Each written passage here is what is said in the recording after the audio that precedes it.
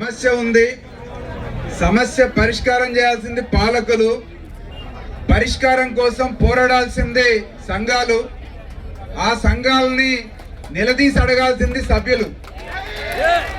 కాబట్టి సభ్యులుగా మీరు ఏ సంఘంలో ఉన్నా ఆ సంఘాన్ని అడిగే నైతిక హక్కు మీకు ఉంటుంది. కాబట్టి మీరు ఏ సంఘంలో ఉన్నారో ఆ సంఘ నాయకత్వాన్ని నిలదీసి సమస్య పరిష్కారం కోసం మీరేం చేశారని చెప్పి అడగాల్సినటువంటి బాధ్యత మీకుంది. అడిగే హక్కు మీకుంది, చెప్పే బాధ్యత మాకుంది. అందుకని వాళ్ళ టీఎస్యూ టైప్గా మేమేం చేశామో మీకు తెలుసు, అయినా మళ్ళీ ఒకసారి చెప్తాం. కానీ ఈరోజు సమస్య పరిష్కారం కోసం సమస్య మనకు తెలుసు, సమస్యని గుర్తించాం, సమస్య పరిష్కారాన్ని పోరాటానికి సిద్ధపడతా ఉన్నాం. కానీ ఆ సమస్య మూలాన్ని కూడా తెలుసుకోవాల్సినటువంటి అవసరం ఉంది. ఎక్కడి నుంచి వచ్చింది సమస్య, ఎందుకు వచ్చింది? ఇవాళ మనం మాట్లాడుతూ ఉన్నాం. విద్యా కమిషన్ రిపోర్ట్ వస్తే ఉపాధ్యాయుల జీతాలు ఎక్కువ ఉన్నాయి, ఉపాధ్యాయులంతా కూడా రాబోయే రోజుల్లో 5 సంవత్సరాలు కాంట్రాక్ట్ పద్ధతిలో నియమించండి అని అంటే అల్లకల్లోలం అవుతా ఉంది. ఎందుకంటే సర్వీస్లో ఉన్నాం కాబట్టి.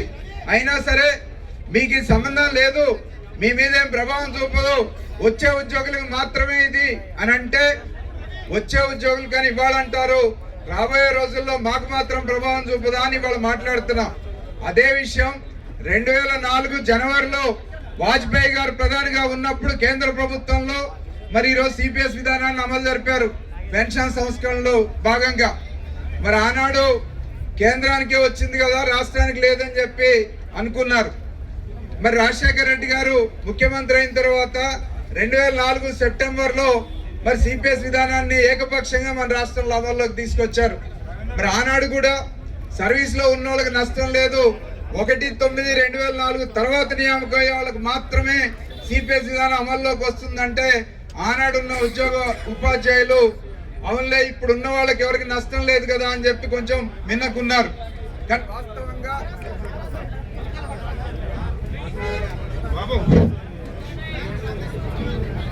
వాస్తవంగా 2004లో ఎప్పుడైతే సిపిఎస్ విధానం వచ్చిందో ఆనాడే ఈ ఇందిరా పార్క్ సాక్షిగా టీఎస్యూ టెప్ ఆధ్వర్యంలో మొట్టమొదటిసారిగా నిరసన ప్రదర్శన నిర్వహించాం. ఆనాటి నుంచి 20 ఏళ్ల పాటు పోరాటాలు నిర్వహిస్తూనే ఉన్నాం. సిపిఎస్ వ్యతిరేకంగా ఢిల్లీ నుంచి గల్లీ దాకా పోరాటాలు జరిగాయి. మరి ఆ పోరాటాల ఫలితంగానే ఈరోజు సిపిఎస్ ని కేంద్ర ప్రభుత్వం ఒక అడుగు వెనక్కేసి ఇవాళ యూపీఎస్ గా మార్చింది, యూనిఫైడ్ పెన్షన్ సిస్టమ్ గా మార్చి గ్యారంటీ లేని పెన్షన్ ని కొంత గ్యారంటీ కల్పించే అవకాశం కలిగింది. అయితే ఆ విధానం మనమేం అంగీకరించడం లేదు. సిపిఎస్ అయినా యూపీఎస్ అయినా లేదా పక్క రాష్ట్రంలో ఇచ్చిన జీపీఎస్ అయినా ఇది కాదు కావాల్సింది. మనకు కావాల్సింది ఏంటి? ఓల్డ్ పెన్షన్ స్కీమ్ ఓపీఎస్ కావాలి. ఓపీఎస్ కావాలి. 2004 సెప్టెంబర్ తర్వాత రాష్ట్రంలో అపాయింట్ అయిన ప్రతి ఉద్యోగికి ఓపీఎస్ కావాలి. ఇది కామన్ డిమాండ్. ఈ డిమాండ్ ఎప్పుడు పరిష్కారం అయింది? పరిష్కారం కోసం చేసే పోరాటాల్లో ఉండేటువంటి చిత్తశుద్ధి, దాన్ని బట్టి ఆ సమస్య పాలకుల యొక్క వాగ్దానాలు, హామీలు వాటిని బట్టి ఉంటుంది. సరే, ఇదే సందర్భంలో మరి దీనికి సబ్సిడరీగా వచ్చినటువంటి డిమాండ్ 2003 డిఎస్సి ఉపాధ్యాయులు. వాస్తవంగా 2003 డిఎస్సి ఉపాధ్యాయులు సిపిఎస్ ఉపాధ్యాయులు కానే కారు. ఇది మాకున్నటువంటి అండర్స్టాండింగ్. ఎందుకు ఈ మాట చెప్తున్నారంటే వీళ్ళ పేరే 2003 డిఎస్సినే 2003. పెన్షన్ వచ్చింది ఎప్పటి నుంచి? సిపిఎస్ వచ్చింది 2004 సెప్టెంబర్.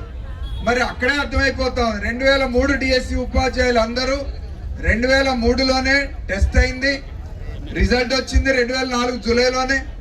అపాయింట్మెంట్స్ ఇచ్చే సందర్భంలో సర్వీస్ రూల్స్ పంచాయతీలో ప్రమోషన్లు బదిలీలు అయిన తర్వాతనే 2003 డిఎస్సి ఉపాధ్యాయులు నియామకాలు చేపట్టాలని చెప్పి కొంతమంది ఆనాడు అడ్డుకున్నటువంటి సందర్భం మీకు గుర్తుందో లేదో, మాకైతే గుర్తుంది.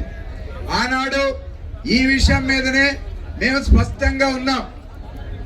ప్రమోషన్లు బదిలీలు కావాలి, అంత మాత్రం చేత ఉపాధ్యాయ నియామకాలను అడ్డుకోవడానికి వీల్లేదు, వాళ్ళంతా నిరుద్యోగులు కాబట్టి వాళ్ళకి ఉద్యోగాలు ఇవ్వాల్సిందే అని చెప్పేసి, ఈ సమస్యలు ఎట్లున్నా వాళ్ళకు ఉద్యోగాలు ఇవ్వాలని చెప్పేసి స్పష్టంగా టీఎస్యూ టెప్ గా ఆనాడు రాష్ట్ర ప్రధాన కార్యదర్శిగా ఉన్న నాగట్ నారాయణ గారు ప్రకటన చేశారు.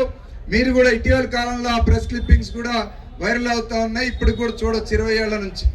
సో ఆనాటి నుంచి ఆనాడే చెప్పాం, జరిగిన అన్యాయం మీద మీకు జరిగింది అన్యాయం, ఈ అన్యాయాన్ని సరిదిద్దాలని చెప్పి ఆనాటి నుంచి ఈనాటి వరకు 20 ఏళ్లుగా సంఘాలుగా పోరాడుతూ ఉన్నాం. TSUTF గా అనేక సమస్యల్లో ఇదొక సమస్యగా తీసుకొని పోరాడుతున్నటువంటి సందర్భం కూడా ఉంది.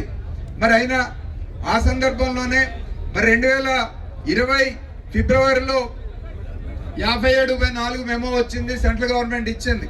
ఆ మెమో ప్రకారం ఎవరైతే నియామక ప్రక్రియ అంతా పూర్తయి 2004లో పెన్షన్ సిపిఎస్ విధానం అమల్లోకి వచ్చే నాటికే నియామక ప్రక్రియ పూర్తయి ఆ తర్వాత ఉద్యోగాల్లో నియామకమైన వాళ్ళందరికీ కూడా పాత పెన్షన్ విధానం అమలు చేయాలి, ఆప్షన్ ఇవ్వాలని చెప్పేసి పాత పెన్షన్ ఇవ్వాలని చెప్పేసి సెంట్రల్ గవర్నమెంట్ ఒక మెమో ఇచ్చినట్టు.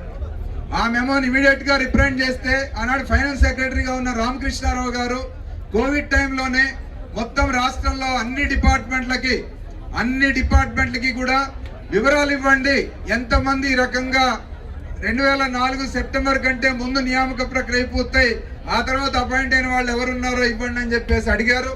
మరి ఆ వివరాలన్నీ తీసుకున్నారు. కానీ గత ప్రభుత్వం 2021లో పిఆర్సీ సందర్భంలో మనం పెద్ద ఎత్తున ఉద్యమం చేస్తే ఆనాడు 2003 డిఎస్సి ఉపాధ్యాయులకి అంటే 2004 సెప్టెంబర్ కంటే ముందు నియామక ప్రక్రియ పూర్తయిన వాళ్ళందరికీ పాత పెన్షన్ ఇస్తామని హామీ ఇచ్చారు. ఆ ప్రభుత్వం మారిపోయిన తర్వాత 2023 మార్చిలో మళ్ళీ 57/5 మెమో వచ్చింది. ఆ మెమో ప్రకారం నియామక ప్రక్రియ పూర్తి కావడం కాదు, నోటిఫికేషన్ ఇచ్చుంటే చాలు, పాత పెన్షన్ పీరియడ్ లో నోటిఫికేషన్ ఇచ్చి కొత్త పెన్షన్ పీరియడ్ లో నియామకమైన ఉపాధ్యాయులు ఉద్యోగులు అందరికీ కూడా పాత పెన్షన్ కి ఆప్షన్ ఇవ్వాలని చెప్పేసి సెంట్రల్ గవర్నమెంట్ మెమో ఇచ్చింది. ఆ మెమో ఆధారంగా ఆల్ ఇండియా సర్వీస్ లో ఉన్నటువంటి IAS ఆఫీసర్లకి పాత పెన్షన్ అమలు జరుగుతూ ఉంది. కానీ మరి 2003 డిఎస్సి ఉపాధ్యాయులకు మాత్రం ఇంకా కొత్త పెన్షన్ లోనే కంట్రిబ్యూటరీ పెన్షన్ లోనే ఉన్నటువంటి పరిస్థితి ఈరోజు మనం చూస్తూ ఉన్నాం. ఇవాళ పక్క రాష్ట్రంలో కూడా ఇటీవల పోరాటాలు చేస్తూ ఉంటే వచ్చినటువంటి కొత్త గవర్నమెంట్ మళ్ళీ వివరాలు సేకరిస్తూ ఉన్నారు. వివరాలు సేకరించడం ఇక్కడ కానీ అక్కడ కానీ వివరాలు సేకరించడం ఎన్నిసార్లు చేస్తారు? మీరు విధానపరంగా నిర్ణయం తీసుకోండి. మీకు కేంద్ర ప్రభుత్వం ఇచ్చిన సర్క్యులర్ ప్రకారం పాత పెన్షన్ అమలు జరపడానికి అవకాశం ఉంది. పాత పెన్షన్ అమలు జరిపితే ఈ ప్రభుత్వానికి వచ్చే నష్టం ఏంటి? నష్టమేమీ లేదు, లాభమే ఉందని మేము చెప్తా ఉన్నాం. ఎందుకంటే ఈరోజు 2003 డిఎస్సి ఉపాధ్యాయులు 6,000 మంది ఉన్నారు, ఇతర శాఖల్లో ఉన్న వాళ్ళు ఒక 4,000 మంది ఉన్నారు, మొత్తం 10,000 మంది ఉన్నారు. 20 ఏళ్లుగా మన వేతనాల నుంచి 10% కట్ అవుతా ఉంది. 10% గవర్నమెంట్ మ్యాచింగ్ గ్రాంట్ ఇస్తా ఉంది. ఆ 10% గవర్నమెంట్ ఇచ్చిన మ్యాచింగ్ గ్రాంట్ గవర్నమెంట్ అకౌంట్ లో పోతుంది.